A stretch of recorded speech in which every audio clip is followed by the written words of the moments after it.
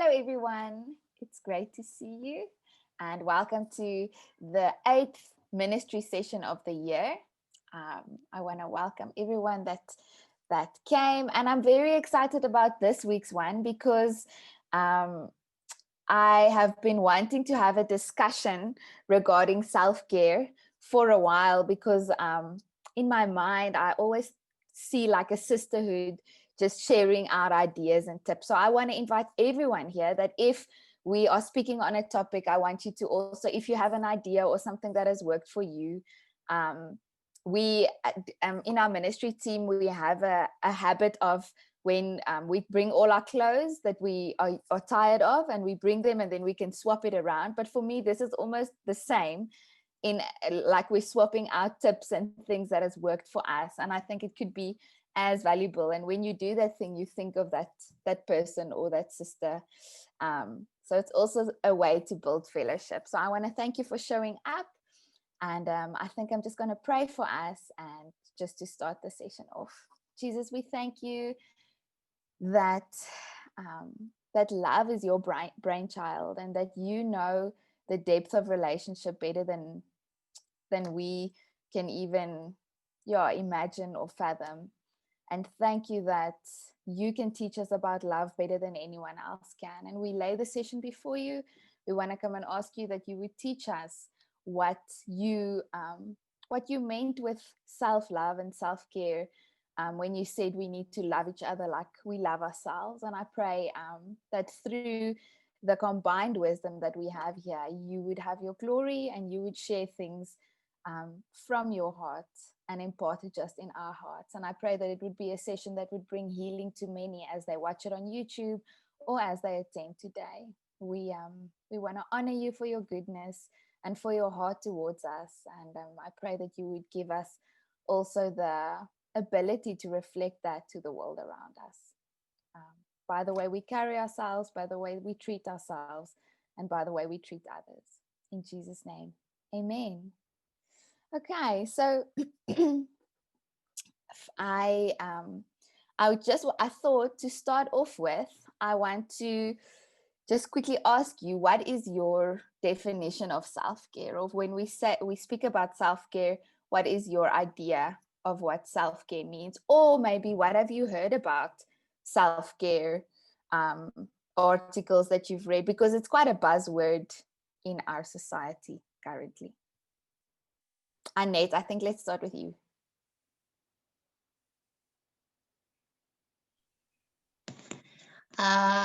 Self-care in general, I would say that self-care is not limited just to physical, but that it's emotional and spiritual and physical and social, so that you can actually live a happy and wholesome life. Yeah. Anything more? I want to say that I think with the buzzword self-care, I think that too many people are focusing on the self and not on the care. So they're like, I'm going to do a self-care session. Let me go and eat 2 donuts and do all sorts of things. And that's not caring for yourself. That's caring for you. Well, that's not self-care. It's almost being, I don't know, I wouldn't say selfish, but it's not caring for yourself in the true sense of the word. And I think that self-care is a lot about self-respect. Yes. Okay. Anyone else? I would say self-care also has to do with boundaries. It's having my boundaries in everything. I want to say, like Annette, emotionally, physically, what you eat, who you allow, how long you allow them, boundaries with what words you allow in your life, and rest, boundaries on how busy you are. Yeah. Very valuable point. Yes. Okay. Anyone else? So I think yes, Jude. I think I like that idea of boundaries very much. It really is a good word to use, because I know for me, I've had to learn to put boundaries down, because as a wife and a mother, you put yourself last. And that can be detrimental. It was a big revelation to me when somebody said to me, just like if you go on an airplane and they're always telling you to give yourself the oxygen first in case something happens, so that you can help other people. That was such a wake up for me, because I just realized I'm not giving myself any oxygen at all. And I'm just giving all the time. And it's okay to say no. It's okay to get the oxygen first. It's not selfish, even though some people think it is selfish. It's wisdom. Okay, so I like very much what you said, because I think self-care and self-love has a lot to do with what our concept of love is like. And I think yesterday I told some people that love is a relative concept, and it's usually shaped by our experiences of love. And so what we've experienced as love, or what people have told us, or people who have said, I love you, have done towards us, often shapes our concept. And so I think I want to start. I think a lot of people use the scripture. I think it's repeated in the Gospels many times. But in Matthew 22, verse 34 to 40, I quickly want to read it. Jesus says, love the Lord your God with all your heart, all your soul, and with all your mind. This is the first and greatest commandment. And second is to love your neighbor as yourself. All the law and the prophets hang on these two. And I think many people, when they speak of self-love, says it comes from obviously this scripture. But I think the context is important, because here Jesus was saying that if we love God, and if we love God with our entire being, his love and that love shapes our other relationships. It shapes the relationship we have with ourselves and the relationship we have with others. And so I think it's important to remember that loving ourselves is difficult when God is not in that picture, or I want to say that, or if his love isn't shaping our picture of love. Because like Debbie was saying, caring, if we say love and care, if we use it like a simile with each other, for some people love is just tolerance, or love is allowing anything. For other people, love, self-love or love means having good boundaries, being disciplined, that type of thing. So it shapes that. So I think we need to go back to God as the source of that love, and what does his love look like, and that shapes the way I love myself as well. I think also in the fact that Jesus used or the fact that Jesus links those three relationships also does mean that the way I love myself or the way I treat myself will impact the way I treat others. So there's a correlation between my relationship with myself and my relationship with others and my relationship with God, and the three affect each other. I think I want to say in my own life, I've realized that if I'm very critical towards myself, and if I'm in a very bad space internally in my relationship with myself, I tend to be more critical towards others. I tend to be an important topic, because I think if we are ministers and we are ministering God's love, then the way I treat myself and my relationship with myself is definitely going to impact that. And that's why I think self-care is important. I also want to say, when Jesus spoke about, or the love Jesus spoke about there, of loving your neighbor as you love yourself, I think love speaks of acts and caring. And I say that because when Paul referred back to this in Ephesians 5, or in Ephesians, he says, let me quickly read it.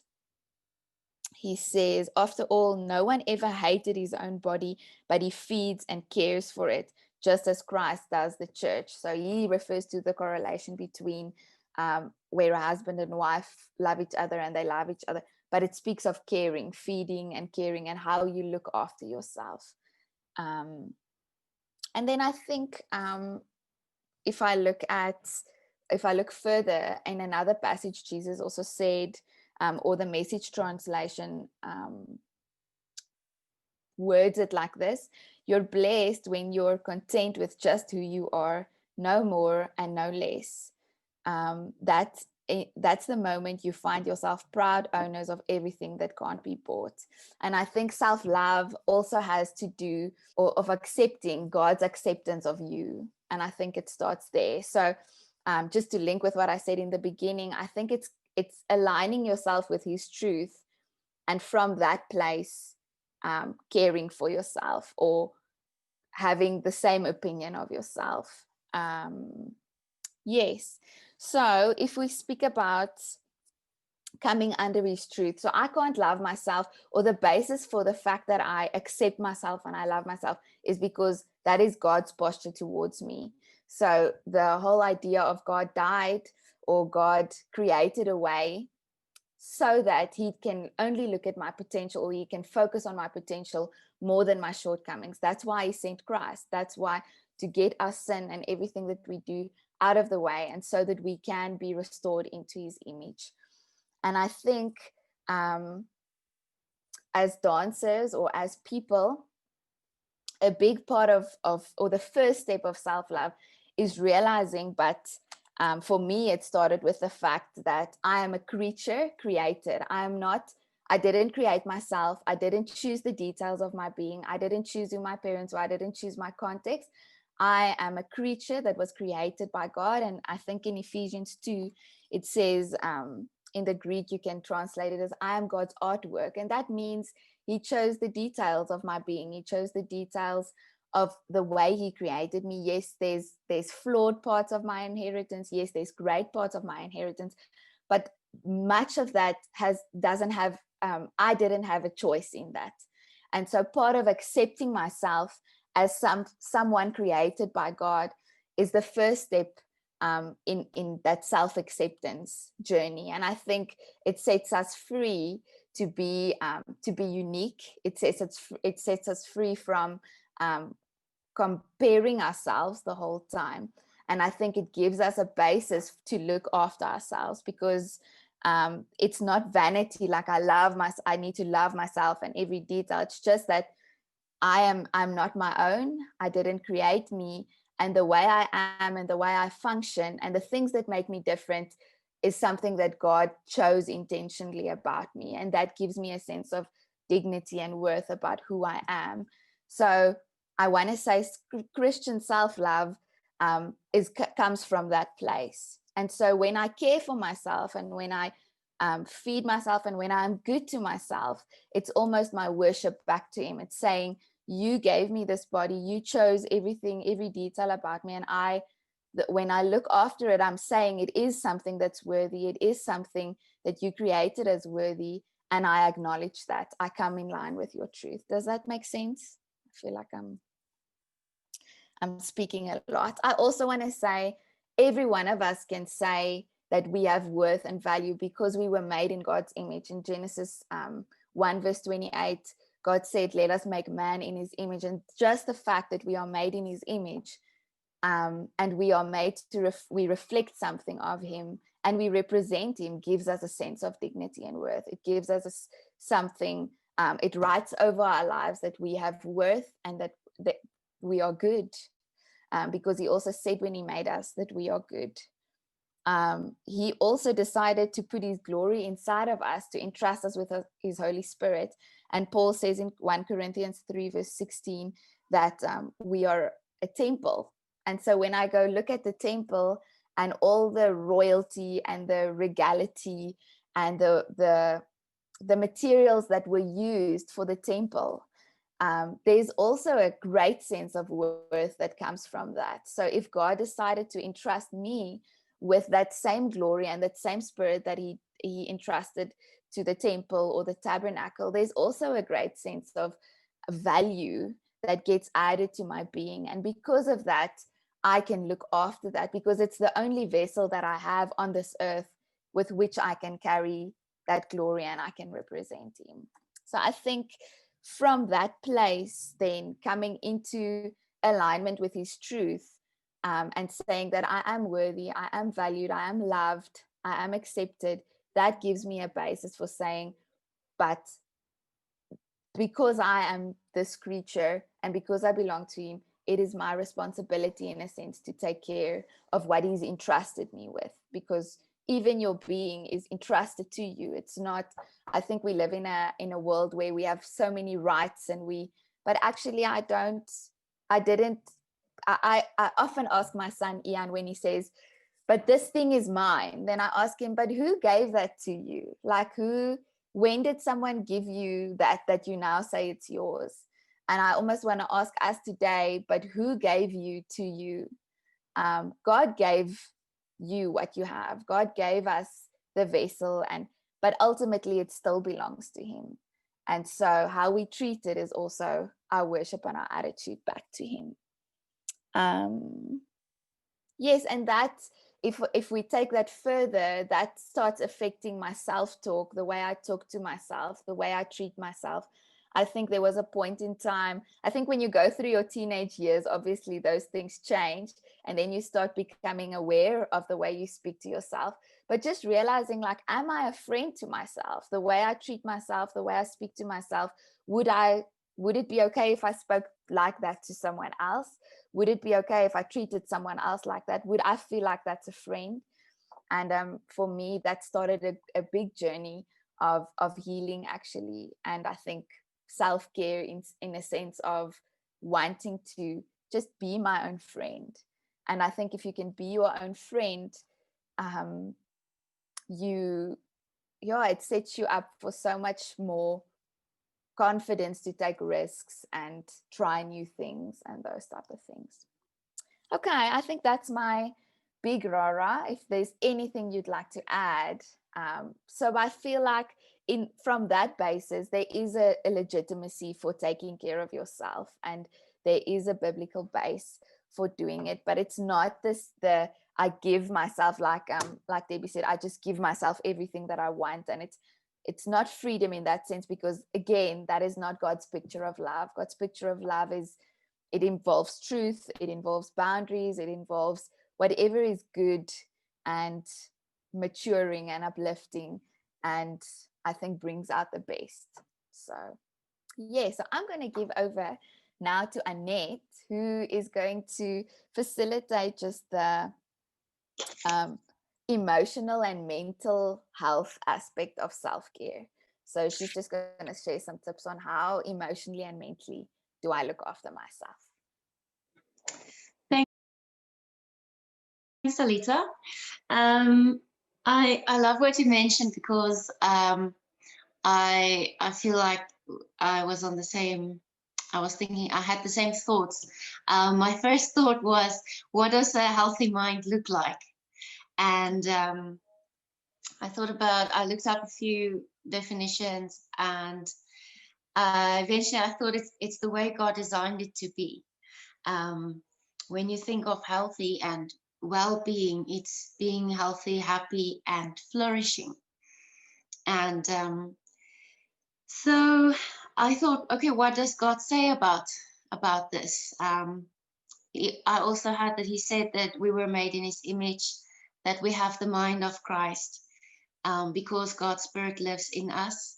And the Spirit that God gave us is a spirit of love and power and a sound mind.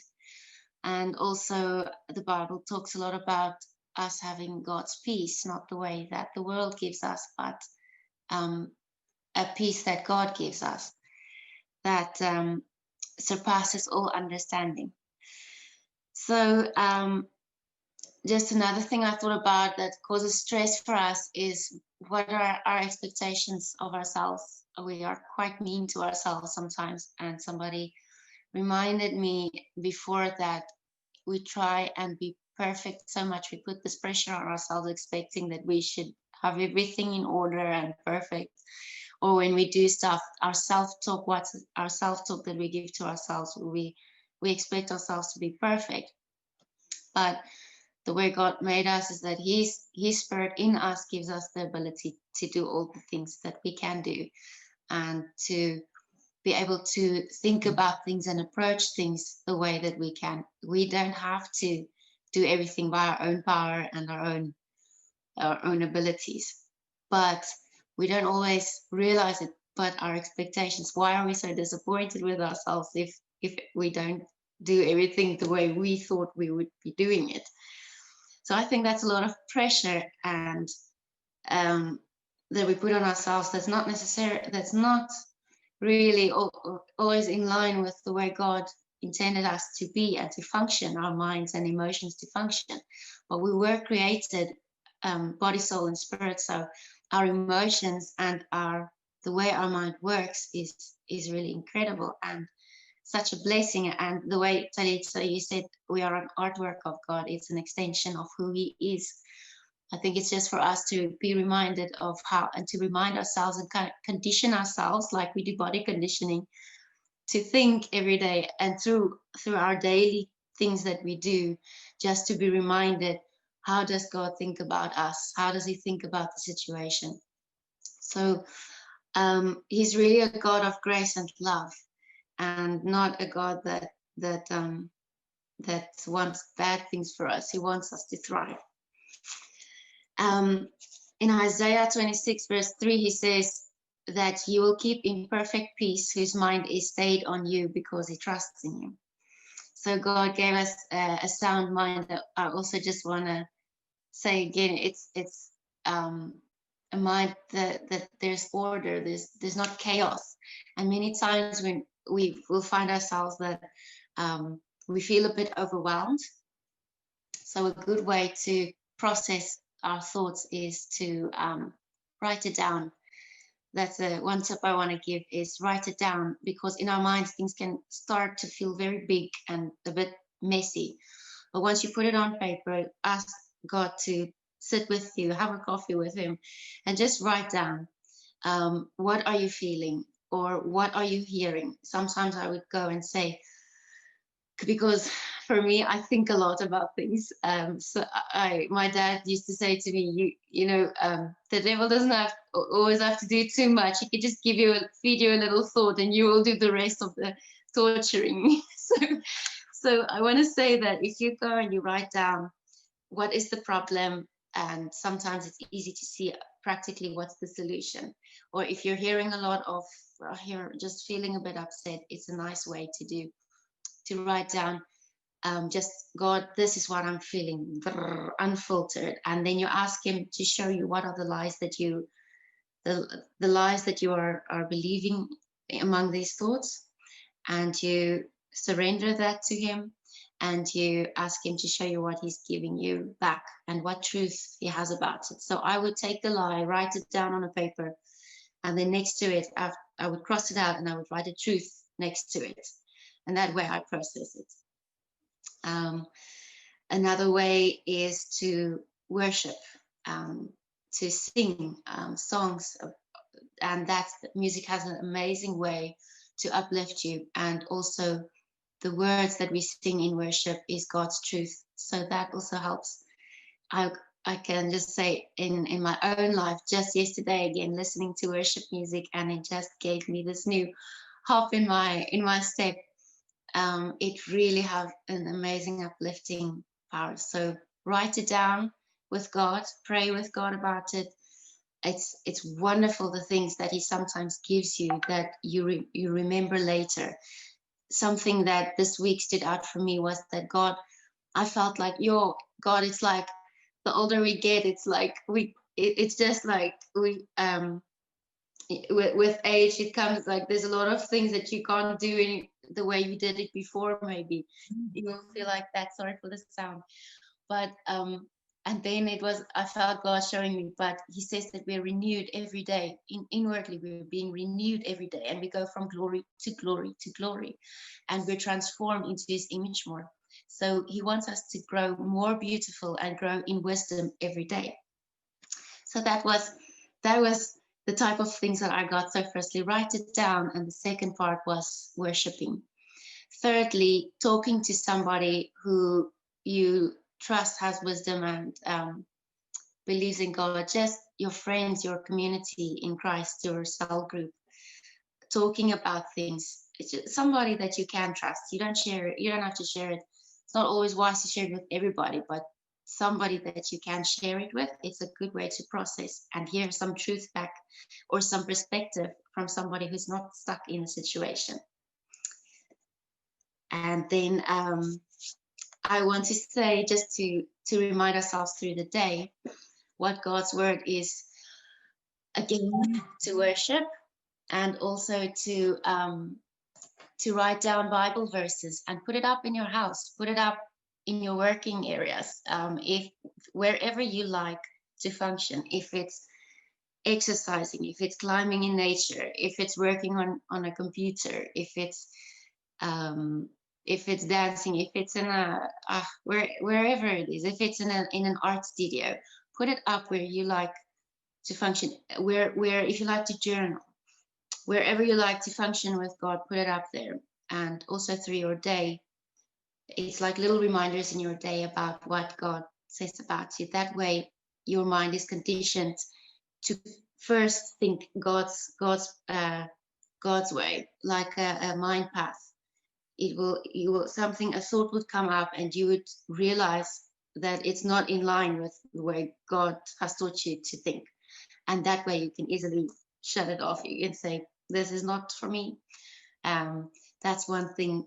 If you do realize that there are thoughts or emotions that, this is a bit icky, it's not really this, I'm not sure, is this true now? It's a bit confusing.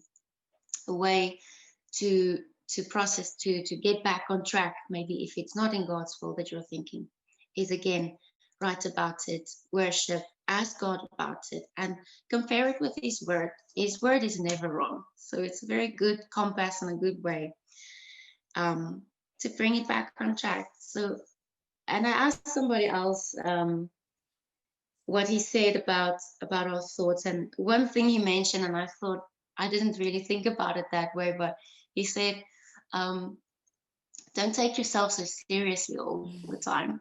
Laugh at yourself sometimes and allow yourself to make mistakes. If I ask myself, am I allowed to make mistakes sometimes? Because we want to grow and do things better and better, we sometimes feel, if I made a mistake, I'm disappointed. But God didn't make us exactly perfect. It's the growth process, the shaping process that He goes through with us. That's so special and so amazing. So that was one cool thing. Yeah. Annette, I wanna so what I hear you saying and what I relate with is that if can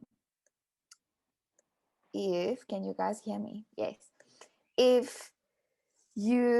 I think our emotions can get overwhelming inside our heads as women, especially. We I think most of our life, our emotions can feel very overwhelming, and our thought processes, it affects us greatly. I think men maybe a little bit less. I am often jealous in that sense, because I feel like life is it's much simpler and less complicated. But I think for us, those things that are almost subconscious, or it becomes your reality, but when you write it down, you actually see it for what it is. It helps you be a little bit more objective. And then we can almost look at it from a perspective that it's not my complete reality. It's not everything that I feel. And when you look at it, it's almost like, oh, okay, but it's actually not such a big thing, or actually this is not the truth. Or so I think it's very valuable when you write it down. It just it helps you distance yourself a little bit from what you think and what you feel. And I think as women, that is something that's very, very, very important and very helpful. And then I also just wanted to mention something that a life coach told me, because I think some of us don't give ourselves time to listen what is going on in my thoughts. So you might even not know what is my self-talk, what is going on, and allowing time of silence in your life, like allowing time for silence daily, I think is a good way to help everything that's going on inside of you just surface. It gives you, I remember the life coach told me that because I'm not doing that, it's like my emotions cannot catch up with my body and even my spirit. So when I just sit in silence and I'm not doing it I'm not praying, I'm not doing something specifically, I'm just sitting, it gives yourself time to just process and catch up. And then you start hearing yourself talk. You start hearing the things that you fear. You start hearing, and it's scary at first because it feels like, and that's a good time to, okay, maybe write down, okay, this is what I'm thinking. This is what I'm feeling. This is what's going on inside of me. And I think if you are someone who's constantly playing music, constantly trying to distract any silent moments in your life, I want to challenge you, create moments of silence so that you can hear your internal narrative. You can hear what's going on inside of you. It's been very, very helpful to me. It's almost like your emotions and your internal space gets time to breathe, if that makes sense. And so the silence helps those things just come up. And then another thing that I found interesting with our identity curriculum research that I just want to mention is your relationship with yourself gets built or gets tested when you take risks. So if you do a dance exam or something like that, that's also a good way. Or you try something new, go do something that you don't usually do. That's a good way to see, where am I with myself? What's my relationship? Am I a friend to myself? Am I critical? That's a good way to test like where you are at that moment, because then you can do something about it. Okay. Anyone else want to add anything? I think it's Caroline Leaf. Yes. I think she has so much great knowledge and wisdom. And I think something that's also important to remember with our mental and our emotional health is that we are dynamic. I think realizing that you might be this type of person, but you don't have to be. Like, maybe you're very stubborn, or maybe you're very set in your ways, but as people, we are dynamic. Like, it changes. You are able to change. You are able to, maybe you're very negative, but our brains have the capacity to change and grow and renew constantly. So that's also just a mindset that I think is helpful. When I listen to her stuff, it's always something that I'm reminded of, like, yes, I might be this way, but my mind can be renewed, and that will change who I am. So my negative patterns and all of those things, they don't necessarily have to define me. So I'm going to give over to Judy, the next one, for some physical self-care. And I think more than anyone else I know, this woman has authority in this area because of the journey that she's walked. So, thank you very much. Hello, everybody. Wow, there's just so many thoughts that have been expressed here, and I can absolutely identify with every single one of them. And I think I'm the oldest one here, but I can actually say that my mind has been through so much renewal just in this last year. One tends to think that your learning phase is maybe in the first 20 or 30 years of your life, but I just feel like the things I've learned in the last year about myself, about other people, about my relationship with myself, because of having to heal from other relationships, has just been completely mind-blowing. And so that in itself, I think, could be another whole a whole session or 5. So just what I want to just talk about today, I've been doing the fascia release, is something I learned a few years ago from my friend Jeanette Zaidi. I went and did a class that she was just sharing knowledge she had about a course that she'd done, I think the lady's name is Bridget Reeve, who'd started it. So I never really studied fascia release. I just went to Jeanette's class, and it was such a wow for me that I can actually release tension in my body physically. Because having a lifetime of pain, I have myalgic encephalomyelitis. So that's it's actually exactly the same as fibromyalgia, except it has a cause, which is viral. So it's a viral infection that has penetrated your nervous system and your brain. And so your brain gets inflamed and you're just constantly in pain, even though from the neck down, it can't be measured. So I've had to deal with that and manage so much about that, whether it's meant, you know, thoughts impact that. We are body, soul, and spirit, and those three things are separate but also inseparable. So if you if you are involved with one, it's going to have an effect on the other. So one of the things, I'm sorry about my dog barking. I don't know what to do about it. If you can hear my dog barking, it's so distracting. And he's totally deaf, so I can't. Okay, so the thing is, this year I learned, there's a book that I want to actually order. I haven't had the opportunity to order it yet, but I've read up quite a bit about it and watched YouTube videos. It's called The Body Keeps the Score. And it's about how your body responds to trauma or just events. It doesn't even have to be a traumatic thing. So you know that, for instance, if you're infatuated or in love, your heart will skip a beat, or there's a physical response, or if you're sad, you will cry, there's a physical response. And so what this person has done is investigate very specific issues. An example they gave was somebody developing, a dancer, developing plantar warts on her feet, and it becoming a real problem till eventually she had to stop dancing. But when she was okay with the fact of not dancing, and she actually in her healing, in the stopping, like you were saying, Talita, in the being quiet and reflecting, she realized that she actually never wanted to dance. It was somebody else who was wanting her to dance. And she was trying to please this person, and the body reacted and stopped her because it created this thing. Now, I think everything is relative, and we need to really submit everything that we hear to the Word of God. But I have just found in the fascia release that sometimes I will come to massaging certain parts of my body and just burst out into tears because something in my physical body is connecting to my spirit and my mind, and I might not even understand it. But at that moment, I have an emotional response to a physical pain that I'm feeling.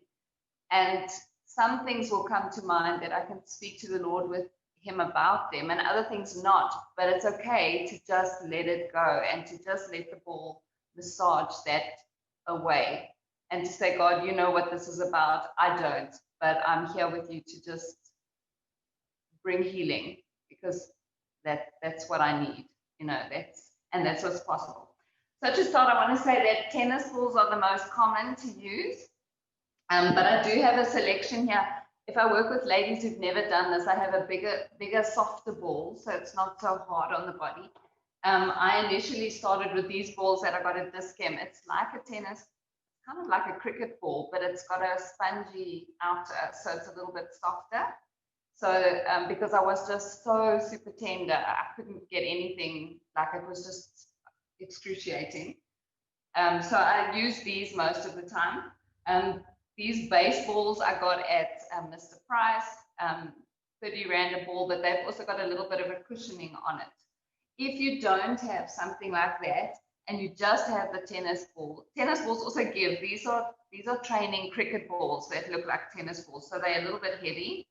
But then if it's too painful, what I did was actually do the fascia release on a bed or on a mattress so that the ball gives way quite a lot, because the floor can be pretty harsh.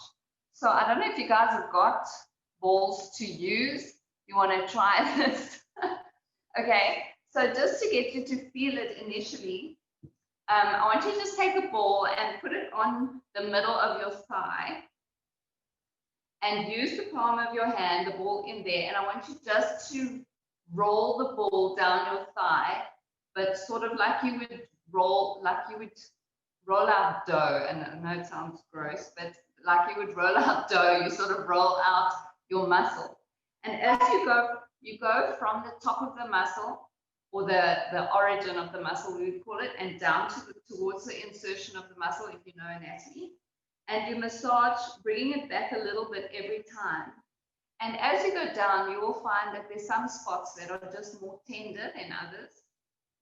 Stay at that spot and then just circle the ball around that. Another thing you might find is that there are actual bumps.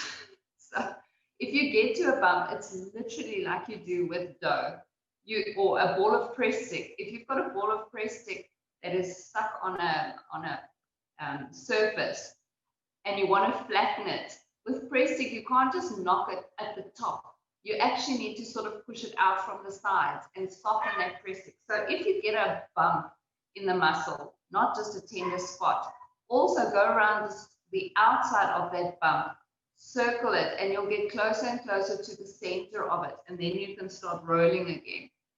If you're doing this for the first time, it's going to be very painful and uncomfortable if you have some spots.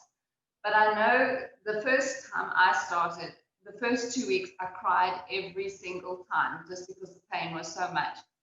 You know your body, and your body's going to love this. So even as you're going down your thigh, your leg might already be telling you, wait, come back to that spot just a little bit longer. So you need to build a relationship with your body and listen to it speak to you. The same as if you eat healthily, go to the other leg so long. The same as if you eat in a healthy way and do a detox, your cravings actually are speaking to you about what you need nutritionally. So the same with your body. As you start with a massage, your body is going to talk back to you really fast, and you'll quickly learn that your body does communicate with you. And it'll say, wait, just move a little bit to the left. There's a knot there. And then you can feel it. It's the same as when somebody's massaging your back, where you don't go, no, just move a little bit up or a little bit down. That's actually your body communicating with you. So now that you've done the thigh, that'll give you a feeling. Another one you can do is you take your ball and you put it to the front of your shoulder and you just rotate around, but push with a little bit of pressure. And then as you turn, just move the ball down the front of the arm. Some people have a lot of stress just in the front of the arm there, between the deltoid and the bicep, because in there is the fascia. And you can slide down at a diagonal in the line of where the deltoid and the bicep meet, there's a diagonal line. You can go down that line. That muscle, that fascia around that muscle actually takes a lot of strain. So I wanted to say that during the times that I use the ball to do fascia release, that's very much like Talita was saying, my silent time, where I can just be quiet. I sometimes put on music that will just relax me, worship music, just enter into the presence of the Lord and just move where my body is actually telling me, because that sometimes will trigger thoughts. Or it's about bringing body, soul, and spirit all together and feeling it. Okay, so one of the places we take the most tension is in the pelvis area and in the glutes. The other place is up in the shoulders. We all know we tense and so on. So I just want you to try, if you can, I don't know, even if you're sitting on a chair, you can actually do this. Before going further, I just want to explain that if you've never heard of fascia, the fascia is very much like the white that you get inside of a nachi or an orange. So when you peel it and you get that white between the flesh of the fruit and the skin, that is the fascia, and that's exactly the same with your body. Between your skin and your muscles is this fascia. It is one solid piece that goes all the way around your body, from head, round the back, to the front. So they've actually dissected fascia. You can see there's a video on YouTube where they show an entire fascia of a person's body that has been dissected as one solid band all the way around. It's quite,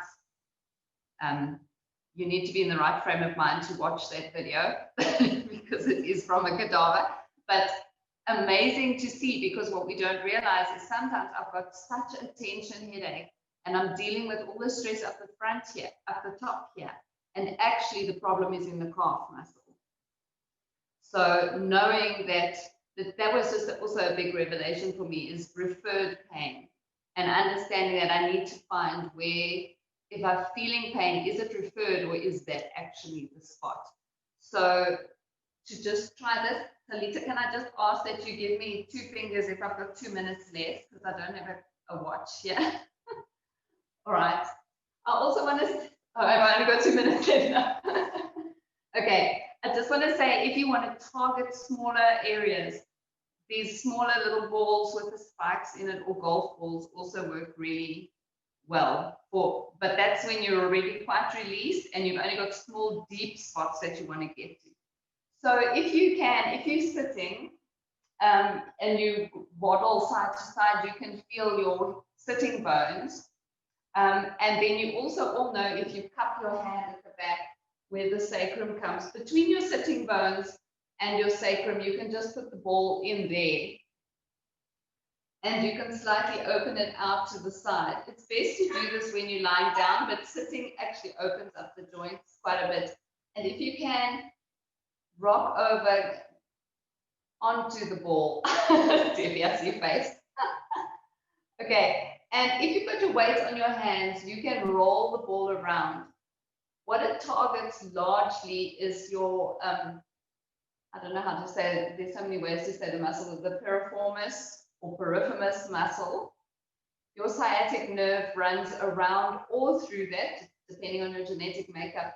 And if you go close to the sitting bone and you just use the ball around the sitting bone, you,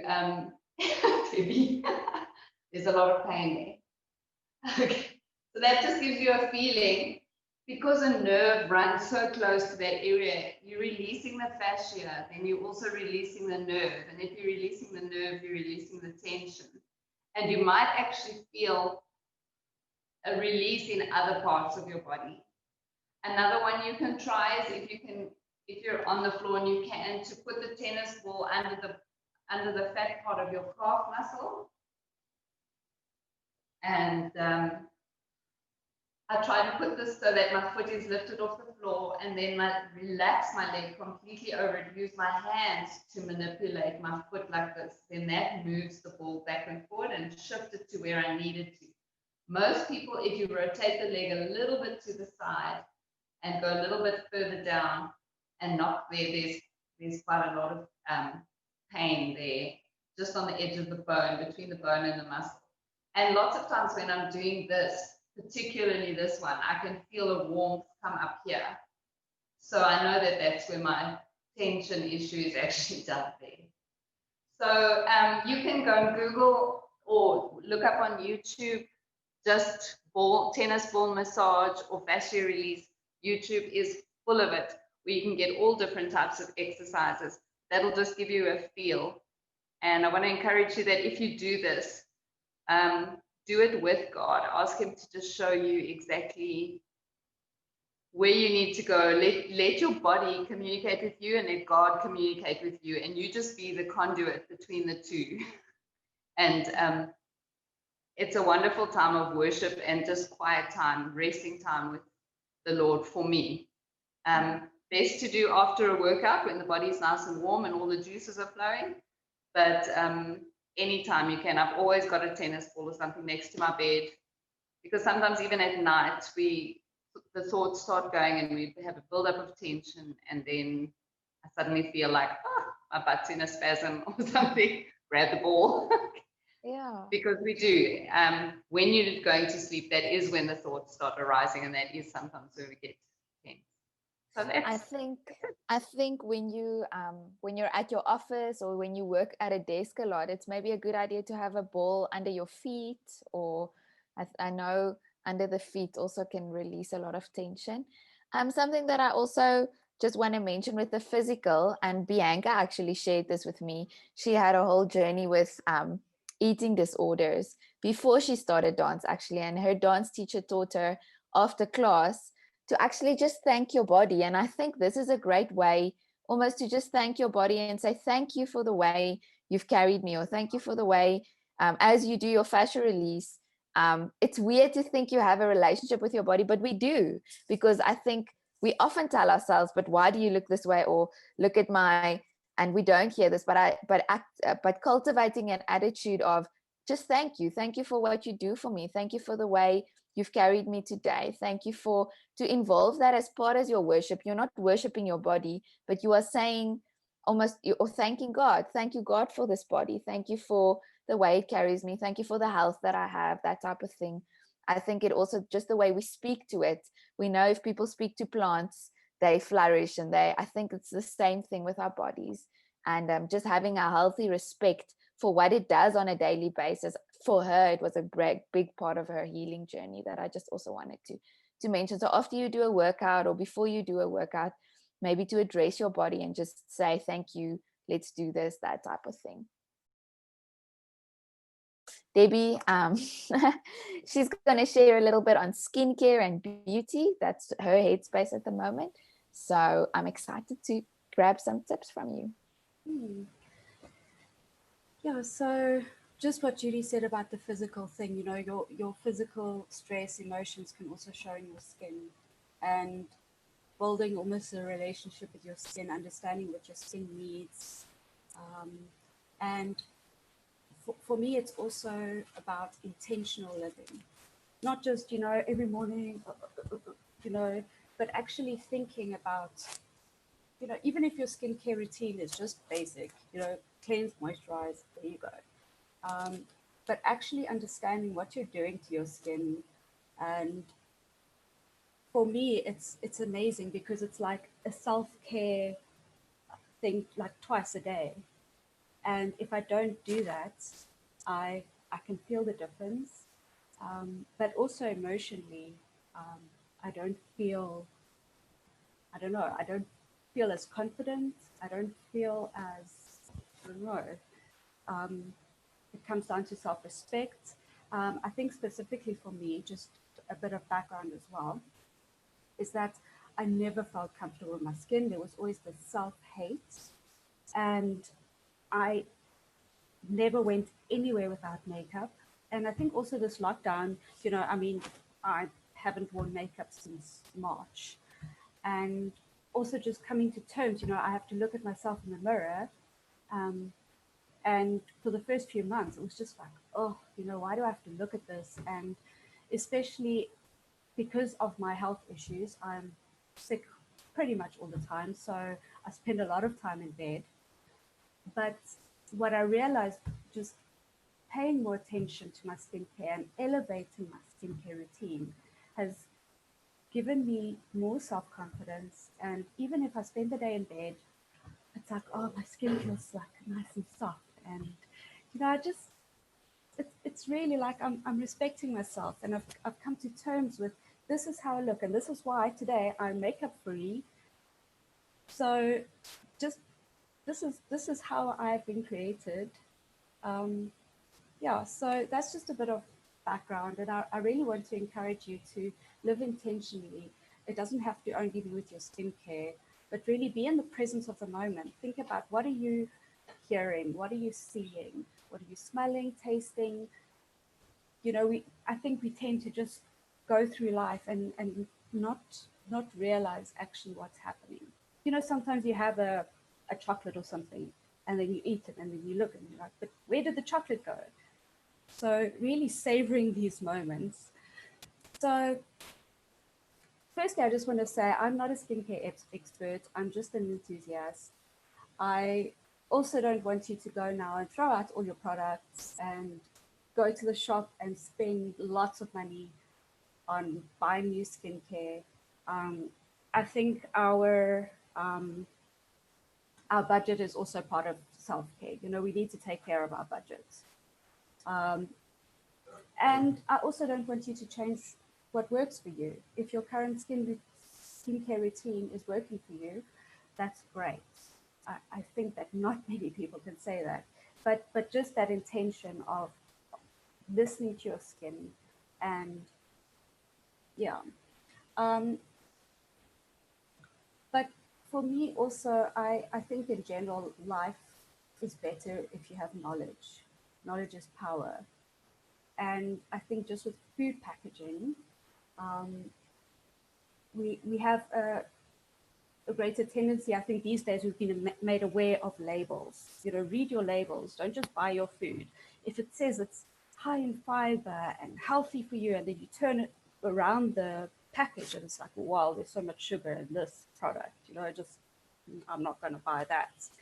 So there's this term now that says turn and learn. So I would encourage you to take your skincare products and turn it around to learn. And sorry, my mouth is just very dry. It's this medication I'm on now, it dries up my mouth. So I don't want you to feel overwhelmed with the skincare ingredients, because I don't know if you have looked at the ingredient list before. It can be very overwhelming. But start with 1 or 2 ingredients that you can kind of identify that's good for your skin. So the few that I would like to highlight at the moment and show you some examples is if you have acne prone skin, for example, and you see that the product has salicylic acid in it, then you're like, okay, that's great.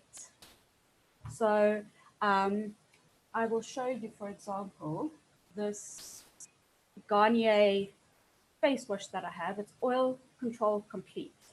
And if I turn it around, I can see on the ingredient list that there's salicylic acid in it. So I know that that's going to be effective for treating my acne prone skin and my oily skin. But then I'm going to just add another term in here, is sodium lauryl sulfate. And I promise you, if you turn around your body washes, if you turn around anything that lathers, one of the first ingredients is going to be sodium lauryl sulfate. But the problem with that is that it's quite stripping to your skin. It tends to dry out your skin a lot. So if you feel that tight feeling after you've used your face wash, then that's probably the sodium lauryl sulfate. So I want to just show you this Sorbet body wash, which says ultra moisturizing. So, but then you turn it around and the second ingredient after water is sodium lauryl sulfate. And then you look down the ingredient list there and it's like, oh, there's shea butter in this actually. So is that the ultra moisturizing thing? Are you going to buy this body wash because it's ultra moisturizing? No, you're not. So then you would look rather at a body wash like this, the Eucerin Bath and Shower Oil. And if you look on this ingredient list, you'll see lots of hydrating qualities like glycerin. Where's this now? Lots of rich oils, glycol, aqua, all of these things that can actually be moisturizing to your skin. Glycerin is really good for your skin. I know that people have this negative feeling about it, but it's really a good hydrator. Also back to the face wash, I've started using oil cleansers. So this is the Solal oil to milk one. And I find that it's so much better, even though I've got oily skin. And if you look at the ingredient list, there's no sodium lauryl sulfate in, and it's got sweet almond oil. It's got also glycerin and a lot of hydrating things. So if you feel like your face wash is really, pulling your skin dry, rather look at something that is more moisturizing and that doesn't have that sodium lauryl sulfate in it. So I know that this knowledge is not for all of you. I think that sometimes it's a bit mind-boggling. So, but basically, if you can take 3 things away from this session, is moisturize your skin. Make sure your skin stays hydrated. And I'm not going to go into the sunscreen thing. That is a whole different topic, but wear sunscreen. And also be gentle with your skin. Don't tug on your skin and, wipe harshly. Treat your skin with respect and treat your skin as if it's someone else's, treat your neighbors as you would treat yourself, like just be gentle with it. And I would also challenge you to not pick your skin. Like I think that a lot of us have a tendency to pick our pimples and touch our skin a lot. Don't touch your skin with dirty hands. You can touch with clean hands. That for me has been a revelation. I'm a picker. Just that respect your skin. So I put my timer on 3.5 minutes left. I quickly want to talk about the two things that made the biggest difference to my skincare, and like my skin is like so much softer, the texture is so much better, you know, the pore size, all of that stuff. The first thing is exfoliation. Now, I'm sure you all know about exfoliation, but I think most people are just familiar with physical exfoliation, which is your scrubs, your, you know, if you've got one of those brushes or silicone things that are quite in fashion these days, that's physical exfoliation. But what I've found is that I've gotten way better results from using a chemical exfoliant. Now, it sounds scary, but it's really not. I mean, everything in your skincare routine is a chemical. Everything actually in life is a chemical. So I want to just highlight two different ones. Is the AHA, which is the alpha hydroxy acid, which is basically works on the surface of your skin to dissolve the dead skin cells. And oftentimes you would put it on your skin, you would leave it on, put your moisturizer on. It doesn't have to just be in the evening. But if you wake up in the morning, you wash your skin off, it's like an immediate difference. If you are prone to blackheads, acne, all of that stuff, then a BHA is very good for that. Now, that's basically salicylic acid, but it works on a much deeper level to clear out your pores. If you have very sensitive skin, I think with the chemical exfoliants, look for a lactic acid. That's the most gentle chemical exfoliant. What you can also try is, if you find a normal AHA, just mix it in with your moisturizer, or instead of putting it under your moisturizer, put it over your moisturizer. And also give your skin a chance to get used to it. Start with once a week. But I've really, really, really felt a massive difference in my skin, and I feel good about myself. So then just quickly about treatments. Yes. Sorry, how often do you exfoliate your skin? I start off, you know, with the chemical exfoliants, I started off with once a week, but now because I've got oily skin, I do it probably every 3 days, sometimes every 2 days if I feel it's necessary. If you've got drier skin, you might find, or sensitive skin, you might find doing it once or twice a week is sufficient. Okay. Yeah. So then just onto treatments. I know that, you know, people think of skincare and self-care and they're like, oh, let's put a nice mask on, which is great. Masks are absolutely wonderful. With a clay mask, I think that it's very good to draw out the dirt, but don't let it dry completely, because I think that people, you know, like they put the clay mask on, they wait for it to dry completely, and then they wipe it off, which is quite damaging to your skin. You know, it can be quite harsh. So don't let it dry completely. And then if you do use a cloth, just make sure your cloth is wet enough that it doesn't scrub at your skin. Then you've got your different, more hydrating masks for people with dry skin. And then you've got your sheet masks. I'm not sure if any of you have tried sheet masks before, but most of these are drenched in serum. And what a lot of people do is that after they've put the sheet mask on, they rinse off all of the serum, which is not a good idea. I mean, it's serum. Keep it on there. Do it at night, rub in the serum, and it'll be great for your skin. Oh, my time is up.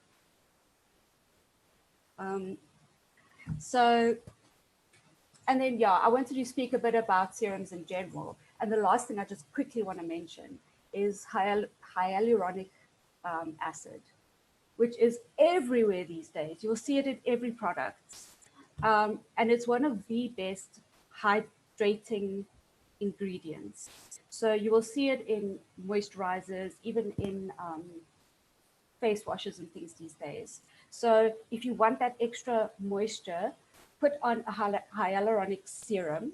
And then what I like to do is, the last thing, is I like to spray my face. You don't even need something fancy like this. This was actually given to me. Take a spray bottle with water, spray your face a little bit, then put your moisturizer in. And that just helps your skin absorb the moisturizer so much more. So that has helped me a lot. Debbie, can I ask you, you used a lot of, yes, Tini is asking the I same. will. You used a lot of technical terms. Would you mind just Yes. putting that in the chat for us so Okay, that we I will do can, that. yeah, because it's way above. I know. It feels like we're It's getting some inside info. you know, in the YouTube channels. I'll link everything in the description box below. Awesome. Thank you so Okay. much. Tini, I'm going to give over to you the last very, I want to say controversial. I think nutrition is very controversial at the moment, and it's also a very unique journey. But I want you to share with us just a little bit on nutrition. All right, so I think if I have a look at healthy foods and healthy eating, the first people I would actually think about, you know, presenting the session would be a Judy or a Debbie, because they are like one of the best examples of how to look after your body really well. Because like Debbie said, you look after your skin from the outside, but what you eat also affects your skin from the inside, as with many other things, because it's basically the petrol you're putting in your tank. So how your body functions depends on the quality of the petrol you're going to put in your tank. So just a bit about my story and why this maybe is a good time for me to speak on this is because I've really just in the last 2 months realized the benefits about what it means to eat healthy. So about 2 months ago, I forced my husband to go for a checkup because he's one of those people that never gets sick. So, you know, unless there's something's really bleeding, we don't go to a doctor. So we went for a general checkup, and at the end of the day, it actually turned out that he had diabetes, and we didn't see signs. He isn't overweight, so we didn't see it coming. And in just like that, we had to make a drastic lifestyle change because we decided we made each other a promise that we want to live long and healthy lives together. And so at the end of the day, the change already in the first 2 months just of really adapting our lifestyle has made such a big impact. So firstly, so his sugar is now under control. Unfortunately, with diabetes, it does come with medication as well. So you can't just do it once you've been diagnosed just with food. But I've heard that it can be reversed. So we are trusting and doing everything from our part to make sure that we really look after our bodies well now, and we're doing it together. Just for me personally as well, I actually have low blood sugar, so I faint quite easily. And because of my low blood sugar, and I'll speak a little bit about GI just now, it's actually also been really good for me in the way that we're eating so that I don't actually get low blood sugar and feel faint. So just something like that. And also, we have a family history of cholesterol on both my side and my husband's side. And I've been testing it so regularly to try and manage it without using medication, because I don't want to, if I can avoid it. And it's always been just a bit high, and I've been trying to manage it. And since we've like literally just cut the sugars, eating regularly, eating the correct portion sizes and so on, my cholesterol has actually come down to a normal level. So I'm still just on the upper bound of the normal level, but just in terms of the way that it really, your body almost like, thank you. So I think it's also the mindset that you go into healthy eating with. If you're going to do it with a short-term mindset on, I want to lose 5 kgs, the motivation to keep going for that is, yeah, probably after all of that, and I've been through that, you do that, you lose your 5 kgs, you pick it right back up again or whatever. So I think it's really about the mindset. And I really want to echo what Talita and Annette spoke about. And the reason for doing this isn't vanity and I want to be skinny and I want to look amazing. And so it's really because our body is our temple and we want to look after ourselves so that we can live long lives for his glory. So yeah, first thing I want to say is everyone's body is different, and like Talita said, there's so many controversial topics at this stage regarding healthy eating and what works and so on. And so I just want to, like, just off the bat, for some people banting works, for other people banting doesn't work. So for me, example, I have high cholesterol, so when I did banting diet, my cholesterol went up. So I was testing it at that stage and my cholesterol went up. So for other people, I know our family is doing the Biggest Loser at this stage, which was great timing for us because we are completely going to win that one. But at the end of the day, it really works for my brother and for my sister, but for my body, it doesn't work. So it's really about listening to your body and yeah, what works for you. The second thing is everything in moderation. So, you know, with regards to portion sizes, which I will go on to now, but really to make sure that I don't go on this like crazy thing on the carrot diet, and then I eat so much carrots that I turn out orange. Or I had a friend that went on a fruit diet, and all that she ate the whole day for 3 weeks was fruit, and I'm like, that cannot be good for you. Like, so it's everything in moderation.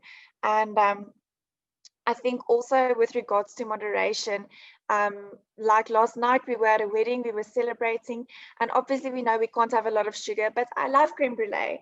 And so my husband and I took one creme brulee and we each had 2 bites of it, and that was it. Because if I say I am never going to eat a sweet thing again, to me that feels like a restriction, and it's almost like, okay, this is a very short-term mindset. I'm going to restrict myself. Obviously, if you have an allergy, that's like completely different, but it's really about the mindset, about thinking long term, about healthy eating in general. So if you're going to put negative connotations in place to say, I'm never eating this, I'm never doing this, and so on, instead of rather replacing that with positive ideas like, in general, I would rather like to have this routine, eat this type of food, look after my body in this way, that becomes, when you treat yourself, it becomes the exception and not the rule. But yeah, not to restrict yourself. So you have your boundaries, your healthy boundaries, but sometimes to allow yourself a small treat. Then portion sizes. Okay, so as South Africans, I think this is something that we struggle with a little bit, or a lot, because we love family lunches, and we always overeat ourselves, and it's buffets, and it's, you know, we don't really do portion sizes correctly, because your body actually doesn't need that much fuel as sometimes that we do give it, and the additional fuel obviously gets stored in things like fat and stuff we do not need in our body. Okay, so my mother-in-law actually calls it the ELF principle, ELF, eat less food. She's like, in general, just eat less food. So obviously you don't want to starve yourself, but you also want to just take in the amount that your body requires to function effectively. Okay, so regarding what is a good portion size, if I have a look at, in general, what a dietitian would say a good plate of food is, and to us it sounds a little bit strange, but you want half of your plate to be veggies, you want a quarter of your plate to be your proteins. And if I mean quarter of plate, I don't mean you like fill it as much as you can, because we love our red meats and stuff as South Africans. Like, you don't want your piece of meat to be bigger than the palm of your hand. You don't want to have this like chunk of steak, because then it's you're taking in too much for your body to process. And then the last quarter is your healthy grains. So your healthy starches, your whole grain starches, the fiber that your body needs. Okay, so in general, I mean, obviously there are many variations on that, but the principle is you can almost take in as many veggies as you want. There are a little bit of differences in terms of the GI with different types of veggies, but in general, green veggies, eat as much as you like type of thing. And that's why they recommend the portion size. You kind of fill up yourself with all of the good stuff and then add the other things at the side. Okay, I think, let me move over to high versus low GI. Okay, so GI is just glycemic index. So it's something that, for example, when you're, let's say you have diabetes, you have to monitor it very carefully. And basically, it's a way of ranging your different carbohydrate foods according to the speed that they cause your blood glucose levels to go up and down. Okay, so it's on the speed that it releases the, let's say, how easily it is digested into your bloodstream. Okay, so low GI foods break down slowly, and they're continuously releasing energy. Okay, so if you look at a graph, Okay, if I eat in the morning and I eat a high GI food, it goes up, it comes down. Oh, I'm feeling tired. Okay, I eat again, it goes up, it comes down. Okay, so you have spiky, where if you have a low GI food that you eat, it does go up, but it comes down slowly. Then you eat again, it goes up and it comes down slowly, because you do not want to have those spikes, because either if you have high blood sugar, like diabetes, it becomes very dangerous. And if you have low blood sugar like I do, you don't want to drop below a certain point, because then you also don't feel well. So that's why the focus is usually on absorbing low GI foods. Okay, so just as a last point, are superfoods, which foods are low GI? Okay, so if I look at, I'm just going to look at my starches and my fruits for now. Okay, so for starches, you want to have a look at your whole grain foods, and usually the packaging these days will say low GI. So your breads will say low GI bread, seeded bread, so on. Like Debbie said, have a look at what the back says as well, because if you look at the carbohydrates of which total sugar, some of it's like 30, and you're like, cannot be eating that. Okay, it's going to spike it and then it's going to drop it. So you don't want to have something with a high GI. Something like oats is fine, but what is quite interesting is if you make oats and you eat it directly, the GI is quite high, so you want to actually cool it down before you eat it. You can reheat it, but it's much better to cool it down before you eat it. Even with something like millipap, you can do it. It's obviously, it's a white starch, so it's not as good, but with all of those things, if you cool it down, the GI actually does fall. And then for the rest, something like whole wheat pronutros, rye vitas, yeah, good fibers. You want to take in good fibers, and again in smaller portions.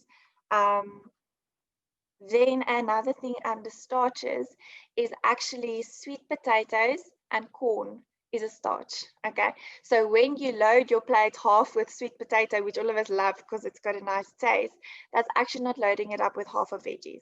So that's got to be the quarter piece of your plate, and other veggies the half of your plate. Okay, so that's just a small note on starches. Okay, and then if I look at fruits, so fruits, if you're diabetic, you eat less portions of fruit a day, so you probably eat 3 portions of fruit a day, where if you have a more of a normal sugar range, you can eat 5 to 6 portions of fruit a day, depending again on your own body. I'm going to divide it into like 3 classes, like good ones that you need to watch out for, and then ones which are like the once in a while fruits. Okay, so the good fruits, berries. Berries are superfoods. They are so high in vitamins and antioxidants and very low in sugar. So you'll see most eating plans always have, as a fruit suggestion, you would have strawberries and blueberries and blackberries and so on. And they are on sale now at most places. So yeah, stocking up the freezer for smoothies. Then the other things that are also in the first group that are good are your apples and your citrus fruits. Obviously with the citrus, if you're going to get a grapefruit that is this size, you only need half of the grapefruit. You put it upside down and you put it in the fridge for later. So again, portion sizes, your grenadillas, your kiwis, your plums, they're all in the okay category, the first category, the good one. Then you have your middle category. These are the ones that you don't want to like have a whole pineapple of. Okay, it's a little bit less portions of that.